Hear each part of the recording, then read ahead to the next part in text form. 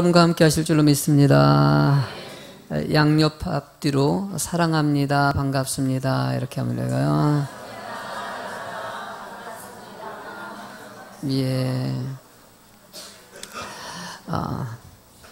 감사합니다.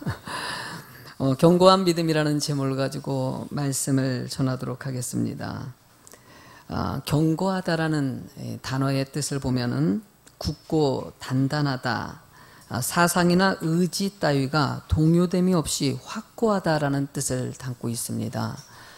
그러니까 우리의 믿음이 어떤 외부적인 위협이 오더라도 그 믿음을 잘 지키는 그런 견고한 믿음이 되라고 얘기하는 것이죠. 저는 여러분들의 믿음이 흔들리지 않고 잘 지켜지는 삶이 꼭 되실 줄로 믿습니다. 견고하다는 거, 저희 어머님은 떡 장사를 하시다가 그 떡을 떼는 그 방앗간을 나중에 인수하셨어요. 정말 대단한 어머니인 것 같아요. 집안이 어려울 때 그 떡 장사가 그렇게 집안을 세워갈 줄은 몰랐거든요. 어머니 떡 장사를 할 때 옆에서 방앗간에서 일하는 모습을 많이 지켜봤어요. 근데 우리 어머님이요, 손이 여러분 만져보면 아주 딱딱해요. 거기에 시루라는 것이 있습니다. 떡을 이렇게 뒤집을 때 쓰는 게 있는데 이 시루를 만지면 아주 뜨겁거든요. 근데 이거 우리 어머님은요, 아무 뭐 장갑 같은 걸 안 끼고도 이걸 잡아요. 잡아가지고 이걸 뒤집어요. 떡을 갖다 넣을 때 보면은요, 이 기계에다가 막 그 임절미라든지 절편이라든지 하는 쌀을 탁 삶아가지고 빻아가지고 삶아가지고 막 집어넣는데 이거 원래 찧어서 넣어야 되거든요. 근데 이게 잘 효과가 이게 잘 안 되는 거예요. 그러면은 손으로 밀어 넣어요. 이렇게 밀어 넣다가요, 손에 한번 들어간 적이 있었어요. 그래가지고 손이 완전히 으깨져가지고 얼마나 참 고생을 많이 하셨던지. 어쨌든 이런 걸 직접 손으로 하고 하다 보니까는요, 손이 참 단련이 잘 돼 있어가지고요, 아주 딱딱하지만은요, 떡을 하는 데는요, 최고의 손이 됐어요. 우리 봉천동 지역에서 우리 대성방앗간이 떡 장사를 잘해가지고요, 소문이 참 잘 났어요. 그래가지고 그렇게 빚 때문에 살았던 우리 가정이 어머니 떡 장사 하나 때문에 집안이 이렇게 좀 기반이 세워지고 또 여러 가지 지역에서도 참 잘 산다는 소리 듣는 그런 가정이 됐어요. 우리 어머니 손을 보면은요, 참 누가 봐도요, 그냥 겉들은 딱딱한데 바늘 하나도 못 들어갈 정도로 단단해요. 우리 어머님이 늘 하시던 말씀이 있어요. 내가 엄마 손은 늘 딱딱해. 그 우리 엄마는 나한테 얘기할 때마다 우리 아들이 믿음이 이렇게 들어가가지고 흔들리지 말아야 될 텐데, 우리 어머님 권사님이셨고 내가 하나님 믿기를 그렇게 바랐기 때문에 그런 얘기할 때마다 꼭 믿음에 적용해가지고 저에게 얘기해 주시고 늘 말씀으로 가르쳤어요. 이 철이 없는 내가 늘 엄마가 그런 말을 해도요, 아이고 엄마는 쓸데없는 얘기한다고 다 그랬었거든요. 시간이 지나고 보니까는요, 참 우리 어머님이 한 말, 우리 어머님의 그런 손이 딱딱하고 굳은 탈백인 것 같이 어떤 일을 해도 이제는 꺼리낌이 없이 막 잡고 뭘 일하는 것 같이, 그래 하나님 나의 믿음도 어떤 일이 닥치고 무슨 일을 하든지 막 하나님의 은혜 가운데 할 수 있는 그런 믿음 달라고 참 기도하면서 여기까지 왔어요. 목사가 되다 보니까, 담임 목사 되다 보니까 무슨 생각 들겠습니까? 저도 똑같지요. 여러분들이 믿음이 참 굳건하게 세워지고 흔들리지 않는 믿음 됐으면 좋겠다. 늘 얘기하는 건 여러분들이 믿음 지키는 것이에요. 이런 유혹 저런 유혹 있을 때 견고한 믿음이 돼가지고 나는 절대 흔들리지 않아. 예수님께서는 제자들 모아놓고 요한복음 16장 33절에 이렇게 얘기하셨어요. 한번 읽어보시겠습니까? 앞에 보시고요. 이것을 너희에게 이르는 것은 너희로 내 안에서 평안을 누리게 하려 함이라.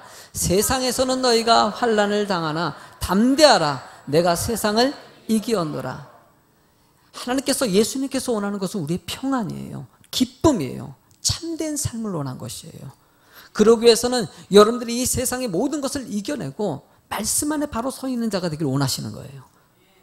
여러분 믿음 지키기 쉽습니까? 사실 2000년 전에 초대교회 같은 경우는요, 너무 어려운 환란들이 많았어요. 예수 믿으면 잡아다가 죽입니다. 여러분, 우리 한국에서요, 복음 전하고 여러분들 이렇게 예배 드리는데 누가 와가지고 잡아갑니까? 안 잡아갑니까? 혹시 봤습니까? 여러분, 우리나라 종교의 자유가 있어요. 내가 여기서 말씀을 전하더라도요, 누가 잡아가질 않아요. 여러분, 제가 우리가 개척할 때요, 저는 이렇게 개척하고 나중에 성전을 지으려고 딱 했더니만 이 땅이 어쩌면 이게 잘못 산 거죠. 이게 종교 부지가 아니에요. 주택지예요. 여기다가 성전을 지면 안 되는 거예요. 근데 모르고 했어요. 공무원이 와가지고 왜 여기다가 교회를 짓냐고. 뭐 어떻게 해야 되냐고 그때 십자가를 때려요. 간판을 때려요.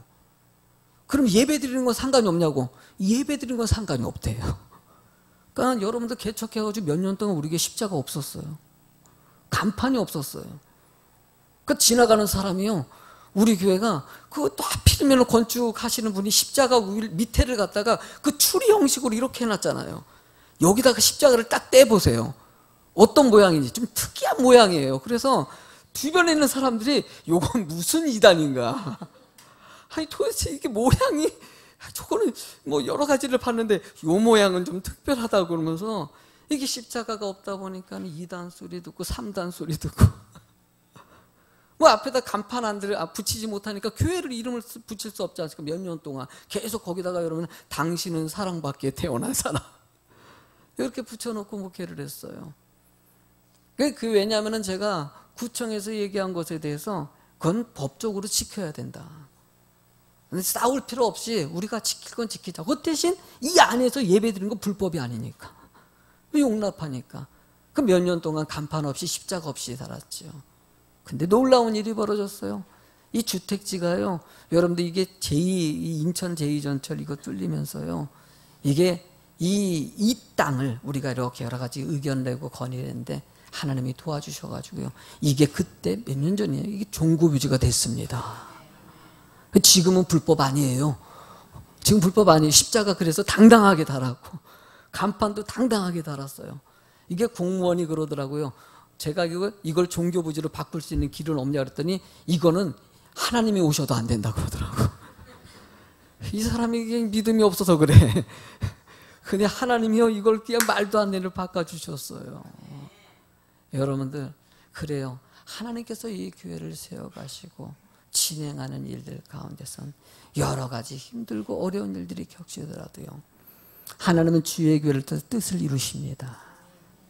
저는요, 여러분들이 어떤 어려움이 있더라도요, 믿음 잘 지키는 거. 이 목사는요, 이 중간에 뭐가 있겠습니까? 여러분들 혹시나 믿으면서 사단이 유혹할까봐 노심초사 그냥 깨어서 말씀 듣고 은혜 가운데 갈 수 있도록 돕는 것이죠. 여러분들 믿음 잘 지키시기 바랍니다. 여러분들 본문에 그런 믿음 지키기 위해서 무엇을 해야 되냐? 견고한 믿음 되는 것이에요. 여러분들 첫 번째, 일단 견고한 믿음 되기 위해서는요, 부르심의 은혜가 있어야 됩니다. 따라합시다. 부르심의 은혜. 아멘. 여러분들 본문의 7절 말씀을 읽어보시겠습니까? 시작. 로마에서 하나님의 사랑하심을 받고 성도로 부르심을 받은 모든 자에게 하나님 우리 아버지와 주 예수 그리스도의 은혜와 평강이 있기를 원하노라. 본문의 말씀을 보니까는요, 하나님의 사랑하심을 받고 성도로 부르셨다는 것이에요. 여러분들이 하나님의 성도가 되고 하나님의 자녀가 되는 것은요, 내 의로 되는 것이 아니라 하나님의 사랑 때문에 된 거라는 거예요. 그래서 내가 너를 지명하여 불렀다라고 얘기하는 것이에요. 이 부르심의 뜻을 갖다가 구체적으로 살펴보면요, 예수 그리스도의 복음을 전해받은 세상에 있는 택하받은 백성들을 있어야 될 자리에 이 세상에서 건져주셔가지고 이곳에 오게 하셨다. 여러분들, 하나님의 선택한 백성은요, 있어야 될 자리에 오게 하십니다. 여러분들은요, 이 믿음만큼은 가지십시오. 나는 하나님의 선택받은 사람이다. 자, 고개 드시고요. 자, 다시 한번 고개 갑시다. 나는 하나님의 선택받은 사람이다. 여러분들, 예수 믿는 자만이 구원받습니다. 믿지 않으면 지옥의 형벌을 받게 되는 것이에요. 왜 하나님을 믿습니까? 천국의 소망을 가지고 있기 때문에.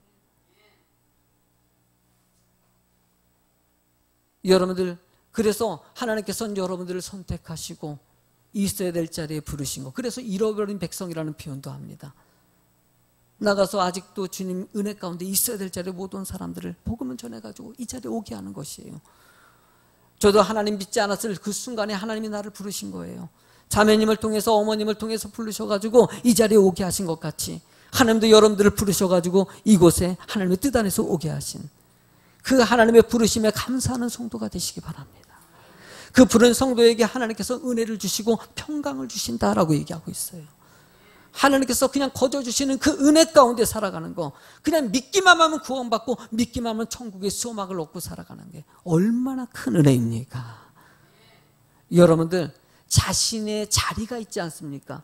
요즘에 드라마를 보다 보니까는요, 오래전에 광해라는 영화가 있었어요. 광해라는 영화를 보면은요, 그 안에 이병헌 씨가 이 왕인데 본인이 왕에서 잠깐 벗어나고 뭐 사건 때문에 벗어나고 자신이랑 똑같은 사람, 그 사람이 왕의 역할을 하는 모습을 여기 있지 않습니까? 나중에 치료돼가지고 다시 왕자로 복귀하는 이 모습. 실제로 자신은 밖에 나와 있지만은 그 자리는 누구 거예요? 내 자리라는 것이에요. 그러니까 그 자리로 들어갔을 때 당연히 모든 사람들이 마주치고, 아, 진짜 왕이 왔구나. 하나님은 주의 교회가, 하나님의 믿음의 백성들이 있어야 될 이 자리에 여러분들이 있기를 원하시고요, 그 안에서 택함 받은 자로서의 역할을 감당해서 부르신다라고 표현합니다. 여러분들 부르심에 감사하시기 바랍니다. 이게 별거 아닌 것 같이 느껴지지만은요, 여러분들이 교회 안에서 사역을 왜 합니까? 부르심의 은혜에 감사해요. 사실 교회 안에서 사역할 때도 이거 못 느낄 때가 있어요. 성가대 봉사하건 반주를 하건 교회 안에서 사역을, 교사 사역을 하던, 하나님이 나에게 부르심의 은혜가 아니라 그냥 뭐 주어진 사역 감당하면서 하지라고 얘기하는데 시간이 지나가고 여러분이 심판의 때가 왔을 때 여러분들 뼈저리게 느끼실 것입니다. 아, 하나님이 나를 그래서 부르셨는데. 드보라 선지자가 있습니다. 드보라 선지자가 이스라엘이 우상 숭배하고 타락하자 하나님께서는 드보라라는 여선지자를 세워가지고요, 하나님께서 나라를 다시 한번 기반을 세워갑니다. 하나님 앞에 바로 섰던 이 이스라엘이 이 드보라 선지자를 통해서 모든 백성, 모든 나라가 평안을 얻는 것이에요. 이 태평선대가 40년에 이릅니다. 할렐루야. 하나님의 사람의 부르심 받은 사람은 이 사람 한 사람. 근데 40년 동안 평안하다 보니까 어느 순간에 이스라엘 백성들이 평안할 때 타락해버리는 것이에요. 염려가 없어요. 여러분들, 저는요 제일 무서운 적이 무엇이냐고요, 여러분들 초대교회 같은 경우는요 예수 믿으면 잡아다가 죽입니다. 북한 같은 경우 여러분들 예수 믿으면 감옥 속에 들어가요. 이런 가운데 있는 사람들, 이 환경 속에 살아가던 사람들, 그러나 지금은요 탄압이 없지 않습니까? 근데 뭐가 제일 무서운 위협일 것 같습니까? 어쩌면은요 불편함이 없는 세상의 삶이에요. 걱정이 없어요. 여러분들의 생활에 불편함이 전혀 없는 이 모습이 정말 여러분들의 신앙생활에 유익이 될까? 잘 생각해 보십시오. 여러분들의 편리를 돕고 있는 텔레비전이라든지 여러 가지 환경적인 요소들이 오히려 믿음 생활을 방해할 때가 많아요, 적어요? 목사님, 나 이번에 좀 제발 좀 봐주세요. 왜요? 아니, 수요 예배 시간에 축구를 하네요. 예배 드려야 되는데 이 축구가 방해를 해요. 이게 얼마나 무서운지 제가요 2000년도에요 용의 눈물이라는 드라마, 내 드라마를 여러분들 이해한다니까요. 제가 용의 눈물에 푹 빠진 적이 있었어요. 이게 주일날 저녁에 하는데요 얼마나 재밌는지. 그 목사님이 주일날 저녁 예배를 우리는 한 7시 반에 드렸는데, 이 전에 섬겼던 우리 목사님이 은혜가 있어요. 설교를 갖다 보통 1시간 반 할 때가 있어요. 그 설교를 되게 길게 하시는 분이에요. 저는 짧게 하는 거예요. 이거 엄청 짧아, 이게요. 조금만 길면은 그냥 목사님 길어야, 아니에요. 진짜 길면. 근데 목사님이 은혜 받으셔가지고요, 용의 눈물이 9시에 시작을 하는가 그런데, 이 설교가 길어지네. 그러니까 뒤에 앉아가지고 전도사가 돼가지고, 목사님 눈치가 없다고 빨리 끝내야지. 이러고 있었던 내 나중에 얼마나 회개를 많이 했는지. 이 전도사가 돼가지고. 그러니까 성도님들이 드라마 얘기할 때 내가 공감이 가요. 요즘에 뭐가 유행입니까? 뭔지 모르겠지만 아무튼요. 한중한 뭐 태양의 후예인가 뭐. 그냥 얼마나 막 그냥 송중기만 들어가면 막 그냥 너무 좋아하시고 그냥 이해 가더라고. 이해가. 나도 그런 적이 있긴 해요. 그래도 여러분 분별하시기 바랍니다. 하나님이 우선입니다. 말씀이 우선입니다. 순간에 타락하면 이스라엘 백성들이 하나님께서 안 되겠다 싶어가지고 우상 숭배하니까 미디안을 다시 일으켜야죠. 엄청난 군사를 이끌고 공격해 옵니다. 7년 동안 참았던 하나님께서 그 행동을 보이자 이스라엘 백성들이 그때서야 위기를 받고 하나님께 기도합니다. 하나님, 미디안에 엄청난 군대가 쳐들어옵니다. 어떡합니까? 어떡합니까? 하나님 잘못했어요. 하나님, 이제 하나님 앞으로 돌아가겠습니다. 내가 세상 바라보지 않고 하나님 앞에 돌아가. 울부짖으며 기도하자 하나님께서 그 기도에 응답하시고요. 또 다른 사람을 세우십니다. 누구일까요? 기드온이에요. 기드온을 세우시고 기드온 부르는 장면이 사사기서 6장 11절에 나오는데 한번 말씀을 한번 읽어보시겠습니까? 여호와의 사자 아비에셀 사람 요아스에게 속한 오브라에게 이르러 상수리나무 아래 앉으리라. 마침 요아스의 아들 기드온이 미디안 사람에게 알리지 아니하러 하여 밀을 포도주 틀에서 타작하더니 여호와의 사자가 기드온에게 나타나 이르되 큰 용사여 여호와께서 너와 함께 계시도다 하매. 이스라엘 백성들 미디안에 여러분들 13만 대군이에요. 어마어마한 군사를 갖다가 물리쳐야 될 한 사람을 부르셔야 되는데 기드온을 불렀어요. 근데 그 기드온을 불렀는데 부르는 시점에 보니까 기드온이 포도주 틀에서 타작을 하더라는 거예요. 포도주 틀이 뭐냐면요, 포도주를 갖다가 막 걷어들여 가지고 즙을 만드는 곳이에요. 그러면 그 즙을 틀은요 땅을 파가지고 이렇게 흠을 이렇게 만들었거든요. 그러면 이게 밑으로 쭉 들어가 있어요. 왜냐면은 이 기드온이라는 사람이 미디안 사람들에게 들키면은 여러분 목숨이 위태롭고 자신의 물건들이 뺏길까봐 포도주 속에 이 안쪽에 들어가가지고 타작을 했다는 것이에요. 그러면 숨어가지고 타작을 했다는 거예요. 쉽게 미디안 사람들에게 들키지 않고 잡히지 않으려고. 그러면 그 안에 틀 속에 있어가지고 요러고 했겠지. 요러고 하고 있는 이 기드온을 하나님이 널 불러가지고 뭐라 그래요 지금? 용사라 그래요. 하나님께서 우리가 능력이 돼서 쓰는 것이 아니에요.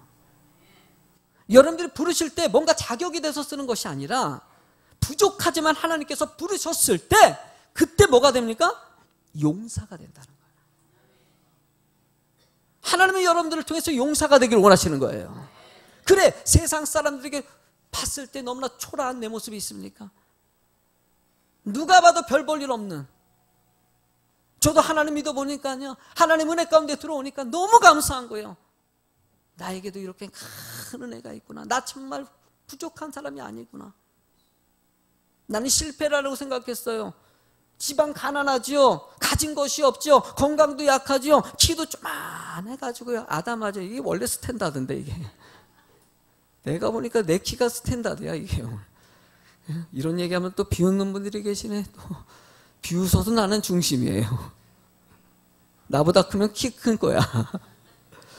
여러분들 키가 중요한가라고 생각했어요. 그래서 키 크었으면 좋겠다. 콩나물 어지간히 먹었는데 콩나물 안 크더라고. 그게 뭐가 중요하겠어요. 하나님 은혜 안에 있는 게 중요하죠. 내가 작으니까 아내는 큰 사람을 보내주셔가지고. 여러분들, 하나님은 여러분들이 용사가 되게 하십니다. 두 번째로는요, 복음 전파에 대한 감사가 있어야 됩니다. 견고한 사람이 되기 위해서는 8절을 읽어보실까요? 먼저 내가 예수 그리스도로 말미암아 너희 모든 사람에 관하여 내 하나님께 감사함은 너희 믿음이 온 세상에 전파됨이라 라고 얘기하세요. 복음이 전파되는 것에 대해서 바울 사도가 감사했다는 것이에요. 그런데 이 전파되기 전에 일단 로마에 있는 사람들이 하나님을 믿고 있다는 것에 대해서 바울이 너무 감사했다는 것이에요. 바울은요, 죽어가는 영혼들이 예수님 믿고 구원 안에 들어온 것에 대한 기쁨이 있어요. 그러니까 목사도 마찬가지예요. 저도요, 신앙생활 잘하는 성도님들의 모습을 보면 좋아요, 안 좋아요? 얼마나 기쁜지 몰라요. 제가 안식을 했을 때라든지 몸이 아파가지고 병원에 입원해가지고 교회 못 올 때 성도님들이 매주마다 못 보지 않습니까? 그런데 간간히 뭐 문자라든지 연락을 통해 가지고 목사님, 성도님들 예배 잘 드리고 계셔요. 목사님 없는데도요 말씀도 잘 듣고요, 전도도 열심히 하고 있고요. 뭐 이런 소리 들으면 좋아요, 안 좋아요? 엄청 좋아요. 엄청. 하나님 너무나 감사해요. 우리 성도님이 박창호 목사 한 사람이 있어서가 아니라 없어도 이렇게 신앙생활 잘하는 모습이 너무 감사해요. 바울 사도도 마찬가지예요. 본인이 로마에 가지는 못했지만은요, 성도들이 믿음 생활 잘하는 모습을 보고 너무 감사하다, 너무 감사하다. 거기다가 그들의 믿음이 온 세상에 전파되는 거, 믿음이 세상 사람들에게 증거되는 모습을 보니까 너무 좋더라는 것이에요. 여러분들, 바울 사도가 오네시모라는 사람은 빌레몬의 노예였거든요. 노예였던 오네시모가 바울 사도가 전도에 가서 예수를 믿었어요. 믿고 나니까는 그의 삶의 모든 것을 다 맡기고 주님 의지하겠다고 얘기합니다. 그러면서 고백하는 것이 내가 원래 빌레몬의 노예였다고, 도망가서 이렇게 됐다고, 빌레몬에게 가서 내 잘못된 것을 용서해달라고 빌고 싶다고 하니까 바울 사도가 내가 미리 빌레몬을 아니까 용서를 구하는 편지를 쓰겠다고 쓴 편지가 빌레몬서예요. 빌레몬서를 보면은요, 바울 사도가 빌레몬을 향하여 빌레몬을 평가하는 내용이 담고 있어요. 빌레몬은 이런 사람이다라고 평가한 내용. 빌레몬서 1장 4절 한번 읽어보실래요? 4절 시작. 내가 항상 내 하나님께 감사하고 기도할 때, 그러니까 바울 사도는 빌레몬을 늘 하나님께 감사하며 기도했던 사람이라. 그러니까 바울과 빌레몬은 친할까요? 안 친할까요? 이 말 보니까 친해요? 안 친해요?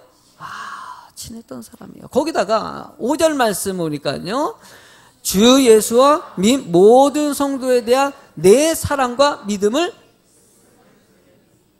모든 성도에 대한 내 사랑과 믿음. 그러니까 빌레몬의 사랑과 믿음이 너무 좋았다는 것이에요. 여러분들 참 잠깐 이거 보세요. 여러분들 이 중요한, 자 일어나세요. 일어나. 자 여기 봐. 이거 좀 보셔야 돼요. 여러분들 정신 바짝 차리시고요. 여러분들 이 말씀은요, 이 6절 말씀 한번 크게 한번 읽어보실래요? 6절 시작. 이로써 내 믿음의 교제가 우리 가운데 있는 선을 알게 하고 그리스도께 이르도록 역사하는. 여러분들 이로써 내 믿음의 뭐요? 믿음의 교제. 빌레몬을 통해서 모든 교제하는 사람들에게 아름다운 선한 모습을 보여줬다는 것이에요. 그 선한 모습 보여준 것뿐만이 아니라 많은 사람들 누구께 인도했다고요? 그리스도께 인도하게 하셨다는 것이에요. 여러분들 우리는요, 주께 인도하는 사람이 돼야 됩니다. 아직도 하나님을 모르는 사람들이 많아요. 적어요. 너무 많아요. 그 사람들을 주께 인도하는데 빌레몬이 큰 공을 세우고 너의 삶의 모습이 그랬다는 것이에요. 저는 예수 믿는 사람들이 선이 드러나기를 간절히 소망합니다. 예수 믿는 사람은 착했으면 좋겠어요. 예수 믿는 사람은 의리도 잘 지키고요, 좋은 일도 많이 하고요, 불쌍한 사람 돕고요, 서로 용서하고 품어주고 온유하고. 할렐루야. 그 다음에 7절 말씀 읽어보실래요? 시작. 형제여, 성도의 마음이 너로 말미암아 평안을 얻었으니 내가 너의 사랑으로 많은 기쁨과 위로를 받았느니라. 이 빌레몬 때문에 많은 사람들이 평안을 얻었고, 바울 사도도 이 빌레몬에게 사랑을 너무 받고 위로를 많이 받아서 바울 사도 빌레몬, 너가 나를 너무 사랑해줘서 너무너무 고맙다라고 얘기하는 것이에요. 여러분들 빌레몬이 멋져요, 안 멋져요? 이런 모습이 돼야 누군가 위로가 되고. 저도 사실 우리 성도님들이 큰 위로가 됩니다. 우리 교회 사실 환경이 그렇게 녹록지 않지 않습니까? 여러 가지 사역도 많고 일도 많은데 어려운 환경 가운데서도 이렇게 애쓰고 수고하는 성도님들이 계신 거, 그리고 주일날에 이렇게 함께 예배드린 여러분들이 저에게는 정말 큰 위로입니다. 이렇게 주일 한 번이라도 이렇게 오신다는 것은요, 이게 얼마나 감사한지. 이게 한 번이라도 안 보이면요, 얼마나 혹시나 무슨 일 생겼나. 그러니까 이렇게 주일날에요, 성도님들 이렇게 건강한 모습 보는 것도요, 이게 한 주간 동안 잘 모르지 않습니까? 집안에서, 사업에서, 직장 생활하다 보니까. 그러니까 주일날에 이렇게 보면은 눈빛이 느껴지죠. 아유, 우리 집사님 건강하시네. 우리 집사님 찬양하는 모습 보니까 아주 그냥 건강하시네.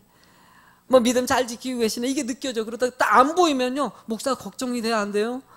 걱정이 돼요. 무슨 일이 있는 건 아닌가, 어디 아픈 건 아닌가, 막 염려가 돼가지고. 끝나면 바로 연락하기도 하고 그래요. 지금도 보니까 지금 못 나오신 분이 계셔요. 오늘은 보니까 여러 성도님들 일부 예배 드리시고 뭐 어디 가야 된다고 가신 분도 계시고 그런 분들은 연락을 해주니까 때로는요 연락해 주는 것도 은혜인 것 같아요. 어디 혹시나 다른 곳에서 예배 드리면 담임 목사님 뭐 전도사님에게 얘기 좀 해주세요. 제가 좀 걱정을 덜 하니까. 여러분들 하나님은 서로 간에 위로가 되고 힘이 되어지길 원하십니다. 주의 교회도요 우리 교회 좋은 교회 되고 많은 사람이 좋은 영향력 미치는 교회 됐으면 좋겠어요. 근데 목사 한 사람으로 되는 것이 아니더라고요. 김동호 목사님을 제가 존경하는 이유가 하나 있다면요. 그 목사님은요, 철저하게 성도 사랑하고요. 그리고 또 어려운 사람들 살피는 쪽에다가 늘 중심을 두고 계셔요. 그 목사님은 설교하실 때마다 제가 그 목사님 설교를 너무 많이 들었거든요. 진짜 말씀 잘 전하셔요. 그 목사님은요, 여러분들 이웃 돕기 할 때 헌금 좀 하세요. 막 이런 얘기도 그냥 서스럼 없이 그냥 헌금 좀 하세요. 좋은 일 안 해야 되는데 막 이런 얘기도 하시고 어려운 사람 살피고 막 이런 일에 대해서 당당하게 모든 일들을 진행해요. 여러분들 그러면서 많은 사람 돕는 이 협동조합 단체도 만드시고 목사님은 지금 은퇴했지만은요 여러 가지 학교라든지 여러 가지 단체를 통해 가지고 지금 너무나 많은 사람들에게 힘이 되어주고요. 북한에서 온 사람들 거의 한 200명이 넘는 사람들이 일자리를 갖다 해결해 주시고 참 여러 가지 좋은 일 정말 많이 하시더라고요. 나도 그러고 싶어요. 여러분들 우리도 함께 마음 모아가지고요 이웃 돕기 사랑이 많이 풍성해지는 교회가 될 줄로 믿습니다. 서로 힘이 되어지는 거. 우리 교회 성도님들이 이렇게 협력해 주니까는 제가 매주마다 목요일날 같은 부침개 할 때마다 느끼는 게 야 세상에 진짜 이 더운 날 이거 붙여가지고요 사실 매주마다 나오는 게 쉬운 일이 아니에요. 너무너무 힘든 일이거든요. 네. 어떻게 이 일이 가능할까라고 하는데 그래도 애쓰는 손길이 있고 또 수고하는 손길이 있지 않습니까? 여러분들 다양한 수고와 애쓴 거 또 주일날에 이렇게 함께 예배 드리시는 여러분들이 계시기도 하고 다양한 손길과 마음이 모아져가지고 우리 예수 믿음께 유지되는 것이에요. 여러분 주일날에 이렇게 함께하는 여러분들 정말 감사합니다. 감사합니다. 감사합니다. 마지막 세 번째 제목 같이 한번 크게 읽어보실까요? 시작. 성도를 향한 간절한. 여러분들 이 바울 사도의 모습 가운데 좀 아름다운 모습이 있다면요 진실된 모습이에요. 저는 진심이 전해지는 거 있지 않습니까? 본문의 9절을 읽어보실겠습니까? 시작. 내가 그의 아들의 복음 안에서 내 심령으로 섬기는 하나님이 나의 증인이 되시거니와 항상 내 기도에 쉬지 않고 너희를 하나님 앞에 자신은 심령 내 마음 깊이 주님만을 의지하는 사람 난 철저하게 주님을 의지하는 사람이라고 하나님 앞에 고백하고 하나님이 나의 증인이 되신다는 거예요. 하나님 나 정말 하나님 사랑해요. 이것을 하나님이 증명해 주신다는 거예요. 이런 얘기를 당당하게 하는 바울의 모습. 그러면서 성도를 위해서 로마에 있는 성도를 위해서 날마다 기도하고 있다라고 얘기하고 있어요. 저는 무엇보다도요 성도 간에도 그렇고요 진실함이 전해지는 거 있지 않습니까? 진실함이 전해지는 거.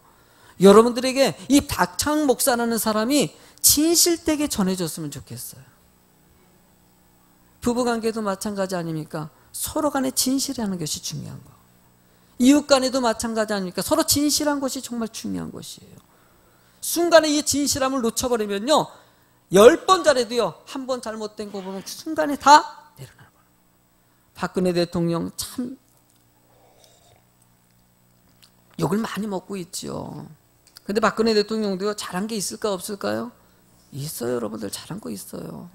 그런데 문제는 뭡니까? 순간에 진실된 것이 보여지지 않으니까 사람들이 실망하는 것이에요. 그걸 잘못하신 거예요. 진실되게 정말 우리 국민들을 사랑하고 있다는 것을 보여주셨어야 되는데 이번에도 영국의 총리가 화재 사건으로 그 빈민가에 있는 아파트에 있는 사람들이 다 죽었어요. 많은 사람들이 죽었어요. 많은 걸 다 잃어버렸어요. 그런데 총리라는 분이 와가지고 몇 분밖에 없는 짝다리 이렇게 짚은 거 짝다리 짚고 이렇게 쳐다보는 모습을 갖다가 카메라 담았는데 사람들이 아니 왜 저래야 되냐 와가지고 일반 어려움에 처한 사람들 좀 손 좀 만져주고 힘든 사람 어떤 일 없냐 물어보기라도 해야 되는데 소방 관계자들만 잠깐 만나고 가서 모습에 대해서 이건 아니지 않냐고 하니까 뒤늦게 또 총리가 사과를 하고 와가지고 정말 그 상심이 얼마나 있겠습니까? 자신의 재산을 다 잃어버렸어요. 그분 와가지고 진짜 국민을 사랑한다면 가서 그 손 잡아주겠죠. 뭐 힘든 일 없냐. 여러분들 뭔가 위기를 닥치면요, 그게 진심인지 아닌지 거기서 나와요. 남자랑 여자랑 이 남자가 진짜 나를 사랑한다 그러면요, 깡패 동원해 보면 나와요. 가짜라도요, 한번 깡패 딱 동원해가지고 와가지고 깡패에서 야 하면 딱 하면은요, 그때 그 내 아내 이 애인을 갖다 딱 지킨다 그러면 이건 진짜 사랑하는 남자예요. 거기서 깡패 났다면 도망가면 끝난 거예요. 그 여자분들이 그걸 안 해봤어. 지금 결혼하기 전에 한번 테스트를 해봤어야 되는데, 근데 저도 테스트 안 당했어요. 깡패를 만난 적이 없어가지고. 여러분들, 그래, 정말 위기가 오면요, 진짜 그때 진심이라는 게 등장해요. 교회가 어려울 때 그 자리 지켜줄 사람들. 여러분, 바울 사도도 그런 거예요. 어려움에 처한 그 사람들에게 10절 같은 마음이 담겨져 있어요. 읽어보실래요? 10절 시작. 어떻게 하든지 이제 하나님의 뜻아 너에게 나아가. 바울 사도는요, 자신이 로마에 가는 것이 좋은 길이라고 표현하고 있어요. 이 좋은 길은요, 헬라어 언어에 보면 뭐라고 써 있냐면 이 유오도 데소마이, 쉽게 하면은 성왕, 이득. 그러니까 바울 사도가 로마에 가는 것이 자신에게 이익이 된다는 것이에요. 그런데 여러분들, 사도행전 27장 28장에 보면은요, 바울 사도가 드디어 로마에 가는 장면이 등장합니다. 근데 거기 들어갈 때 이 소송 문제 때문에 죄인같이 끌려가다시피 로마에 갑니다. 거기다가 그가 탄 배는요, 엄청난 태풍을 만나가지고요, 목숨이 위태위태해가지고요, 겨반 거의 죽을 뻔하면서 살아가지고 갑니다. 근데 사실 로마에 가서 복음을 전하는 것은요, 너무나도 힘들고 위기에 처할 수 있는, 위험에 처할 수 있는 길이에요. 그런데 이것이 자기는 어떤 길이라고 얘기하고 있어요? 좋은 길이라고 얘기해요. 힘들고 어려운 길인데 이것이 좋은 길이라는 것이에요. 교회 안에서 사역하는 것이 힘들어요, 어려워요. 그래도 그것이 좋은 길이라고 할 수 있는 믿음 되기를 원하시는 거예요. 선교하는 것이 얼마나 힘듭니까? 목숨 걸고 선교하는 분들이 계시지 않습니까? 왜 그럴까? 하나님의 부르심이 있기 때문에 그래요. 내 유익이 아니라 누구의 유익을 위해서? 하나님이 기뻐하면 하고 아니면 안 한다는 것이에요. 그는 모든 고난 가운데서도 오직 주님이 기뻐하는 일이라면 그것은 나의 유익이다. 내 육신이 피해를 보고 내가 손실을 볼지언정 하나님이 기뻐하면 나는 그것은 내 인생의 큰 축복이다. 여러분들도 이런 고백이 있을 줄로 믿습니다. 마지막 말씀을 읽어보실게요. 시작. 내가 너희를 보기를 간절히 원하는 어떤 신령한 은사를 너희에게 나누어 주 너희로 견고하게 하려. 여러분들 견고하게 되시기 바랍니다. 여러분들 흔들리지 마십시오. 여러분 믿음 지키십시오. 부탁드립니다. 여러분들 교회를 떠나지 마시기 바랍니다. 어떤 악한 사단이 유혹을 하더라도 세상 것 다 놓치더라도 하나님은 놓지 않는 믿음 되기를 원하셔요. 요즘에 유혹이 너무나 많아지고 있어요. 텔레비전 보면은요, 상상을 초월합니다. 텔레비전 틀면요, 여러분들 벌거벗은 여자들이 저녁 늦게, 아니 죄송합니다, 여자 이 보면은요 막 뭐, 아이고 세상에 얼마나 노출이 많이 되는지, 음란한 곳에 노출이 어마어마하게 다 돼 있지 않습니까? 안 본 사람이 어디 있어요? 안 본 사람이 타락의 극에 달하고 있지 않습니까? 세상의 가락적인 여행 다닌다, 뭐 한다, 얼마나 놀이거리가 많아지고 있어요. 축제도 얼마나 많이 있습니까?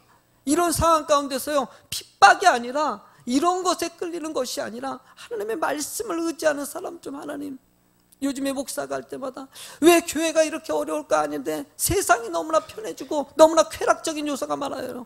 꼭 로마의 도시같이 느껴져요. 로마가 너무나 강하다 보니까요, 최고의 도시가 됐어요. 너무나 쾌락적인 것이 많아요. 음란한 것이 판을 쳤던 곳이 로마입니다. 쾌락적인 것이 너무나 만연되어 있었어요. 그 땅에 주의 복음을 붙잡고 그래도 하나님 의지하겠다고 붙잡은 손길이 있었기 때문에 로마라는 나라가 313년에 기독교가 공식 종교가 되는 축복이 있지 않았습니까? 여러분들 부탁드립니다. 어떤 유혹이 오더라도 주의 교회를 자리를 지키시고요, 사명 다하시기 바랍니다. 너무나 유혹이 많을 때 우리가 먼저 깨어 있어야 됩니다. 우리가 먼저 깨어 있어야 됩니다. 합력해서 선을 이루는 주의 성도가 되길 주의 이름으로 축원합니다. 찬양하는